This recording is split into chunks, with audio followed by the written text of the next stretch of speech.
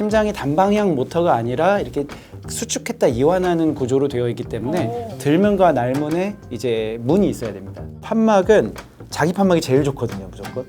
만약에 자기 판막을 잘 재단하는 재단사가 잘 해가지고 원래처럼 만들어줄 수 있다면 무조건 좋거든요. 세브란스는 어떻습니까? 이거 잘하는 서전이 있나요?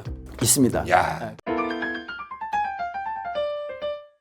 김철중의 이름 낳는다. 세브란스 병원과 함께하는 심장 건강 지키기 프로젝트. 자, 오늘은 노년기를 위협하는 심장 판막 질환에 대해서 알아보도록 하겠습니다. 네, 조익성 연세대 세브란스 병원 심장혈관병원의 심장내과 교수님과 함께하겠습니다. 어서 오세요. 안녕하십니까. 되게 이제 심장 질환 하면은 되게 심근경색증, 뭐 협심증 이런 정도로 많이 알고 있는데 네. 이 심장 판막 질환 하면 아직 뭐 많이 생소하게 여기시는 분들이 많을 것 같아요. 일단 기본적으로 심장 판막 질환이란 이건 뭔가요? 심장 판막 질환에 대해서 말씀드리려면 우선은 심장 판막이 뭘 하는지부터 저희가 그렇죠. 설명을 드려야 될 것 그렇죠. 같습니다. 심장이 하는 역할은 우리 몸의 펌프 역할이죠. 피를 전신으로 짜서 보내주는 역할을 하게 됩니다. 그런데 만약에 심장이 우리 다른 전기 모터 펌프처럼 한 방향으로 계속 윙 돌아가는 펌프라면 사실은 판막이 필요가 없거든요. 근데 심장이 우리 몸으로 피를 보내는 기전이 이 심장이 수축을 하고 이완을 하는 과정을 계속 반복합니다. 그러니까 심장이 피를 담을 때는 이완을 했다가 짜줄 때는 수축하거든요. 네. 그래서 피가 나가게 되는데 만약에 심장에 판막이 없다면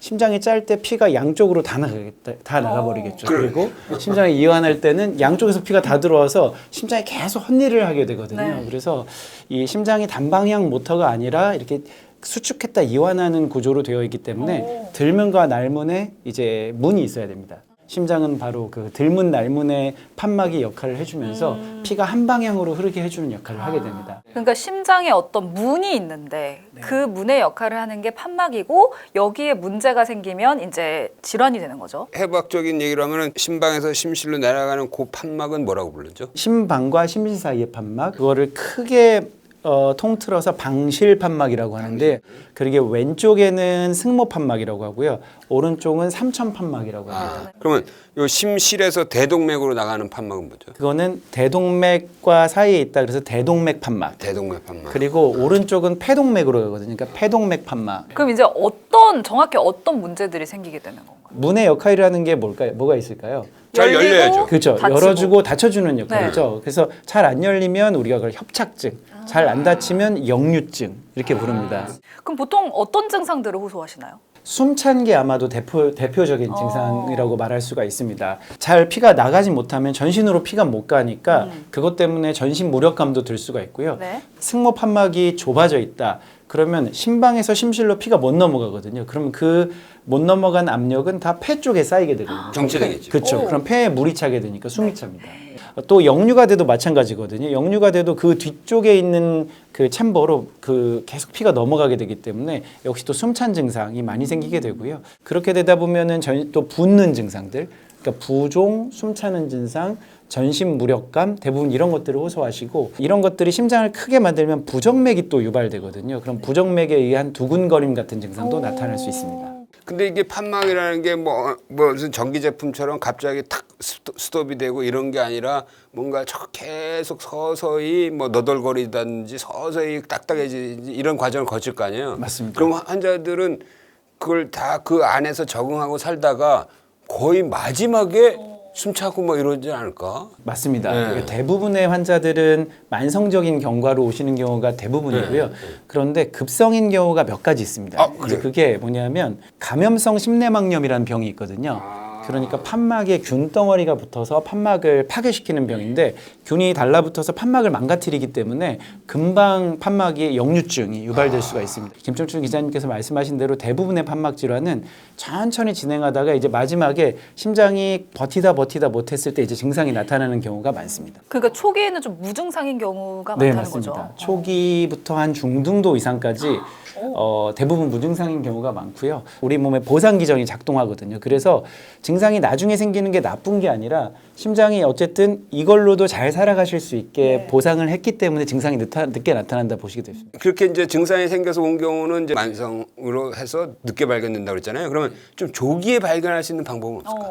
뭐 정기적으로 초음파를 해본다든지 네. 정기적으로 보시는 그 가정의학과 선생님이나 주치의가 있는 게 좋습니다. 주치의 선생님이 청진을 해보면요. 네. 유의한 역류나 협착이 있으면 청진해서 소리가 납니다. 아. 네, 그러니까 좁은 데로 이렇게 바람을 불면 피리 소리 같은 게 나잖아요. 그리고 역류된다 그러면은 그 피가 거꾸로 훅 들어오는 소리가 나거든요. 그러면 아 이거 심장에서 잡음이 들립니다 하고 그 다음 진료를 권고하게 되는 경우가 많습니다. 어떻게 보면 심장 판막도 약간 퇴행성 질환이라고 할 수 있잖아요. 이게 나이 들면서 왜 판막 질환이 생기는 거예요? 이 판막에 어떤 변화가 오는 거예요? 이것도 노화 때문에 그런 그건 거예요? 이렇게 생각하시면 될 것 같아요. 좋은 차를 10년 이상 15년 몰았다. 그랬을 때 보면은 아니 이 부품이 왜 망가지냐? 오래 타셨으니까 오래 예, 차가 좋아서 망가지는 겁니다. 그러니까 퇴행성 질환이라는 게 결국은 그 오래 잘 몸을 관리하고 사셨기 때문에 생기는 거죠. 이거를 오래 쓰다 보니까 결국 판막이라는 게 계속해서 스트레스를 받거든요. 그래서 이게 뭐 70대, 80대 되면은 판막도 일종의 노화의 변화로 망가진다 이렇게 보시면 되겠습니다. 자, 그러면 이제 환자가 이제 약간 판막 질환 의심해서 이제 왔어요. 그러면 그 다음에 검사는 어떻게 진행하는 거예요? 이제 환자가 숨이 차서 오셨다. 그러면은 제일 먼저 의사들이 청진을 좀 하죠. 또 심전도도 도움이 되는 경우가 많습니다. 판막이 역류가 있거나 좁아져 있으면 심장이 커지거든요. 그러면 심전도에 전기적인 변화가 생깁니다. 그걸 보면 이 심장이 왜 이렇게 심전도가 변화가 생겼지? 혹시 판막 질환이 아닌가 생각할 수 있고요. 그런데 이게 판막이 어디가 세고 얼마나 세고 이게 어떤 변화를 유발하고 있는지를 가장 정확하게 볼 수 있는 검사는 심장 초음파입니다. 심장 초음파. 네, 초음파. 그래서 판막 질환이 의심되면은 거의 모든 환자에서 다 심장 초음파를 하게 되고요. 심장 초음파는 정확하게 판막 질환의 정도, 어떤 판막이 문제인지 그로 인해서 심장에 어떤 문제가 생겼는지를 거의 대부분 다 평가할 수 있습니다. 일단 그럼 협착 얘기해 볼까요? 협착이 있어 보니까 심각해. 이럴 때는 어떻게 해야 하나요? 협착은 일단은 특히 더 약이 없습니다. 역류든 협착이든 아까 말씀드린 대로 그 전에 있는 방에 피가 쌓이게 되잖아요. 네. 저희가 지하철을 탔다고 생각해 볼까요? 한번 지하철을 탔는데 문이 반밖에 안 열려요. 그러면은 이 지하철로 계속 운행을 해야 될 때 어떻게 하면 될까요? 계속 압력이 올라가잖아요. 이 안에 사람들이 못 내리니까. 요 방에 있는 사람 수를 줄여주면 되거든요. 못 들어가게 하면 되거든요. 그게 이뇨제거든요. 그러니까 이뇨제는 소변으로 이제 물을 빼준다고 생각하시면 될 것 같아요. 그래서 심장 안에 있는 물의 양을 좀 줄여주는 거죠. 그러면은 압력이 좀 떨어질 수 있겠죠. 이뇨제 같은 것들이 좀 도움이 될 수가 있습니다. 근데 근본적이진 않겠죠, 당연히. 문을 고쳐야 되죠, 이거는. 또 하나 저희가 쓸 수 있는 약들이 베타 차단제 같은 약들을 쓰거든요. 베타 차단제는 심장이 좀 느리게 뛰게 하고 덜 세게 뛰게 하는 약이거든요. 그러면 심장한테 안 좋은 거 아닌가 하지만 문이 안 열리는 상태에서 여기에다가 막 많은 사람들이 힘을 줘서 더 나가려고 그러면 압력이 더 올라가겠죠. 그러니까 좀 릴렉스 시키는 겁니다. 근본적인 치료 계열로 가려면 어떻게 해야 됩니까? 근본적인 치료는 결국은 판막을 좁아진 건 열어주고 역류되는 거는 고쳐야 되겠죠. 그거를. 그렇지. 역류부터 얘기합시다. 네. 승모판막 역류증은 중증에 있고 증상이 있으면 이제 치료를 해야 되거든요. 승모판막 역류증의 가장 좋은 치료법은요. 수선하는 겁니다. 수선. 수술로 수선하는 거죠. 어. 판막은 자기 판막이 제일 좋거든요, 무조건. 아. 만약에 자기 판막을 잘 재단하는 재단사가 잘 해가지고 원래처럼 만들어줄 수 있다면 수선하는 게 무조건 그건 좋거든요. 성형이네, 성형. 판막 성형술 이꼴 판막 수선술입니다. 수선술. 네네. 그래서 그 과거에 비해서 심장 수술의 그런 위험도가 많이 줄어들었거든요. 옛날에는 뭐 지금도 하시는 70년대, 80년대 지내신 분들 수술하시고 두 번째 수술하시는 분들 하면 절대 안 하려고 그러시거든요. 그때 너무 고생하셔가지고. 근데 요즘에는 수술하시면 일주일 안에 대부분 퇴원하시거든요. 세브란스는 어떻습니까? 그 수선술을 잘하는 서전이 있나요?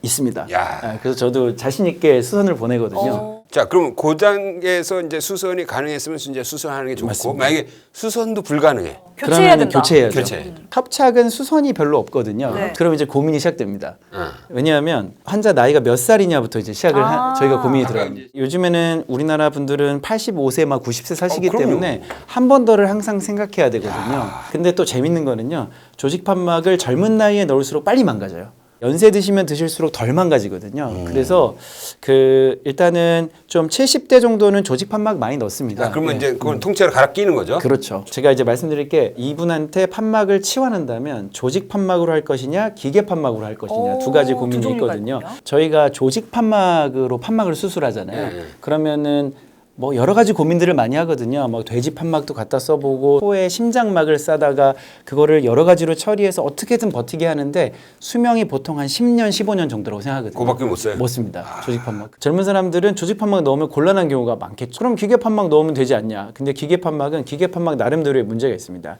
기계 판막은 그 수명이 거의 반영구적, 수명이 긴 대신에 와파린이라는 피 묽게 하는 약을 계속 드셔야 되거든요.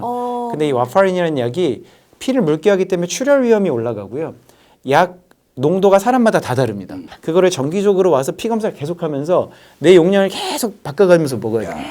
굉장히 골치 아프죠. 번거롭네요. 이 기계 판막이라는 게 개념이 무슨 뭐 배터리가 연결되고 그런 개념이 아니죠? 아닙니다. 그냥 네. 압력 차이로 열렸다 닫혔다 이런 맞습니다. 거죠? 네. 피가 오면은 열리고. 그럼 네. 기존에 있던 판막은 아예 제거를 하는 건가요? 맞습니다. 기존에 있던 판막을 다 뜯어내고 거기다가 새 판막을 넣어야 됩니다. 만약에 첫 번째 수술은 어떻게 보통 몇 시간 하나요? 좀 요새 기술이 발달해서 금방 끝나요. 요즘에 대동맥 판막 수술은요. 심장 세우는 시간이 한 30분, 1시간도 안 됩니다. 다른 여러 판막 같이 하는 경우에는 뭐 2시간 뭐 이렇게 걸리는 경우도 있는데요.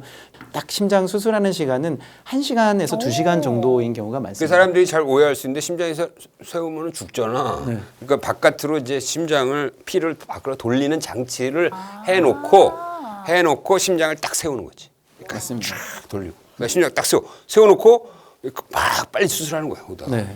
심장을 오래 세우고 오래 수술하면은 그만큼 예후가 안 좋기 때문에 그 수술하는 그 서전들은 내가 이걸 얼마 만에 빠른 시간에 빠르게 하느냐가 굉장한 실력으로 스피드가 관건이네요. 하고요. 요즘에 나오는 판막을 빨리 수술할 수 있게 해주는 장치들이 많이 있습니다. 시술만 발전하는 게 아니고요. 수술도 지금 굉장히 많이 발전하고 있습니다. 그럼 이제 비수술적인 치료는 정확하게 어떻게 좀 이루어지는지 짚어주시면 좋을 것 같아요. 과거에는 시술이라는 게 별로 없었거든요. 과거에 시술은 뭐가 있었냐면 승모 판막 협착증, 그게 류마티스성 판막 질환 때 많이 생기거든요. 풍선을 넣어서 판막을 찢어주는 시술이었어요. 근데 그게 근본적으로 판막을 치료해 주는 게 아니고요. 어떻게 보면 약간 시간 벌어주는 시술입니다. 찢어줘서 한 10년 잘 지내시고 그 다음에 수술하는 시기를 좀 늦춰드리는 거였는데요. 근데 시술이 본격적으로 이제 도입된 게 10년, 20년 안쪽이거든요. 조직 판막을 잘 말아서 넣는 기술이 생긴 거죠. 그래가지고 판막 안에다가 그냥 피는 겁니다. 원래 있는 판막 안에다가 피는 거죠. 아. 네. 사타구니에 있는 동맥으로 들어가서 판막을 펴주는 시술을 반대쪽으로 넘어가서 그 안에 딱 위치시킨 다음에 하나 둘 셋 하고 탁 펴요. 네. 판막이 딱 펴지면서 원래 있던 판막을 싹 밀어내고. 맞습니다. 우와. 그 다음에 이제 이거는 이제 협착이고 역류일 때는 어떻게 합니까? 승모판 그 역류는 어차피 수술로 가야 된다. 근데 그것도 시술이 나왔습니다. 시술은 제가 판막 치환은 잘 안 한다 그랬잖아요. 근데 이거는 클립 시술이라는 게 있습니다. 그건 뭐예요? 승모판 클립술이라고도 하고 경피적 승모판막 수선술이라고도 합니다. 수선술. 그거는요 역류되고 있는 부분에 들어가서 이게 결국은 너덜너덜 거리면서 열려 있잖아요. 여기를 오핀 같은 걸로 딱 찝어주는 시술입니다. 기가 네. 막히네. 우와. 그러니까 이것도 일종의 수선술이죠. 네. 네네. 클립으로 이렇게 딱 찝는 것도 쉽지 않을 것 같은데. 그렇죠. 네. 정확하게 딱 찝어줘야 되잖아. 근데 또 수술도 요즘에 여기 조금만 째고 하는 수술 여러 가지 방법들이 나오거든요. 로봇으로 들어가서 하고 그러면 그런 것들도 또 굉장히 금방 퇴원하시거든요. 그러니까 둘 다 지금 많이 발전하고 있어가지고 심장 수술이나 시술이 예전처럼 위험하고 그러지 않거든요. 그러니까 만약에 의사가 권고하면은 치료 잘 받으시는 게 좋을 것 같습니다. 그러니까 말씀을 쭉 듣다 보니까 본인 상황에 맞는 적절한 치료를 받는 것이 굉장히 중요하지 않을까 싶은데요. 수술이나 시술 전후에 환자분들이 좀 알아둬야 할 그런 관리법 같은 게 있을까요? 수술이나 시술 다 포함해서 말씀드리면요. 만약에 수술이 예정돼 있으시면은 저희가 환자분들한테 말씀드리는 게 있습니다. 1번이 치과 치료를 받고 오셔라. 다 해결하고 오셔라. 그게 있어요. 왜 그러냐 하면 아까 제가 말씀드린 게 감염성 심내막염이라는 걸 하나 말씀드렸었습니다. 이게 인공물질이 들어가 있으면 피에서 균이 떠다니다가 붓기 좋은 환경이거든요. 예, 피 안에 균이 떠다니는 상황을 어디가 제일 잘 만드냐 하면은 이 잇몸이나 이에서 잘 들어가요. 치주염. 또 이런 판막 수술이나 시술을 하시게 되면 아까 말씀드린 대로 피 묽게 한 약을 드셔야 되거든요. 그러니까 치과 치료하시기가 곤란해요. 여러 가지로 약도 끊으셔야 되고 이러기 때문에 저희가 보통은 발치할 거나 뭐 스케일링 이런 것들을 다 하고 오시게 하는 편입니다. 두 번째로 시술 전에 꼭 하셔야 되는 게 담배 태우시고 계셨다면 꼭 금연하셔야 됩니다. 이 담배 태우시는 분들은 기계호흡 이탈할 때 여러 가지로 곤란한 게 많거든요. 그래서 담배 태우시는 분들은 그 다음에 판막 나빠지는 거 막기 위해서도 꼭 금연하셔야 되고요. 수술 후에는 약들이 많이 생겼을 겁니다. 저기 특히 피 묽게 하는 약. 절대 초기에 끊으시면 안 됩니다. 그게 혈전이 생기기 특히 수술 직후에 굉장히 유리한 조건이거든요. 그래서 피물게 하는 약을 잘 드시고 와파린의 또 하나 우리 골치 아픈 게 먹는 이런 음식에 따라서 농도가 막 제각각 변할 수 있거든요. 그래서 먹는 거에 주의할 음식들을 좀 주의해서 드셔야 됩니다. 그리고 대부분 수술 직후에는 몸 안에 물이 많아진 상태거든요. 그래서 저희가 이뇨제를 쓰는데 이럴 때 짜게 또 더 많이 드시면 더 붓게 될 수 있거든요. 그래서 수술 직후에는 좀 덜 짜게 드시는 거, 약 잘 드시는 거, 그리고 음식 주의하라고 한 것들 잘 주의하시는 거, 이런 것들이 수술 후에 아마도 제일 중요한 지침들이 아닐까 싶습니다. 네, 오늘은 심장 판막 질환에 대해서 조익성 교수님과 함께 이야기 나눠봤는데요. 끝으로 저희 구독자 여러분들께 당부의 한 말씀 부탁드리겠습니다. 심장 판막 질환은 위험 인자도 명확하지 않고 그러면 어떻게 예방할 것인가도 명확하지 않고 또 조기에 진단됐다고 해서 이거를 진행을 막는 치료법도 많지 않은 좀 골치 아픈 질환일 수가 있습니다. 증상이 생기신 분들은 빨리 치료받아야 될 수 있거든요. 그래서 숨찬 증상이 있다라고 하면은 판막 질환 혹은 다른 심장 관련 질환들일 수 있기 때문에 꼭 치료를 좀 잘 받으실 것을 권고드리고요. 또 하나 당부드리고 싶은 거는요. 요즘에 검진을 많이 하면서 경도 역류나 경도 판막 질환으로 오시는 분들이 굉장히 많고 많이 불안해 하시거든요. 근데 경도나 특히 중등도에서 무증상인 경우에는 지켜보는 경우가 대부분 많고 경도 같은 경우에는 검진하면은 여기 계신 분들 다 아마 나올 수 있습니다. 네. 그래서 경도의 판막 질환은 치료를 요하지 않는 경우가 대부분이니까 그렇게 진단됐다고 너무 막연하게 또 걱정하실 필요도 없겠습니다. 판막 질환은 잘 진단하고 적정한 시기에 잘 수선하고 치료하고 뭐 여러 가지 방법들을 하면은 치료할 수 있는 질환이거든요. 그래서 그 담당하시는 의사 선생님과 잘 의논하셔서 치료 계획 세우시면 좋을 것 같습니다. 좋습니다. 네. 자, 우리가 그동안 그 심장 판막에 대해서는 별로 생각 안 해봤는데 오늘 심장 판막에 대해서 들으면서 야, 심장 판막이 굉장히 중요한 역할을 하는데 네. 이걸 어떻게 내가 좀 아끼면서 살아야겠다는 생각이 좀 들었습니다. 맞습니다. 영상 보고 궁금한 점 있으셨다면 댓글로 남겨주시고요. 좋아요와 구독 버튼도 눌러주시면 감사하겠습니다. 세브란스 병원과 함께하는 심장 건강 지키기 프로젝트 오늘 심장 판막 질환으로 함께해 주신 조익성 세브란스 병원 심장내과 교수님 오늘 감사합니다. 고맙습니다. 감사합니다. 고맙습니다.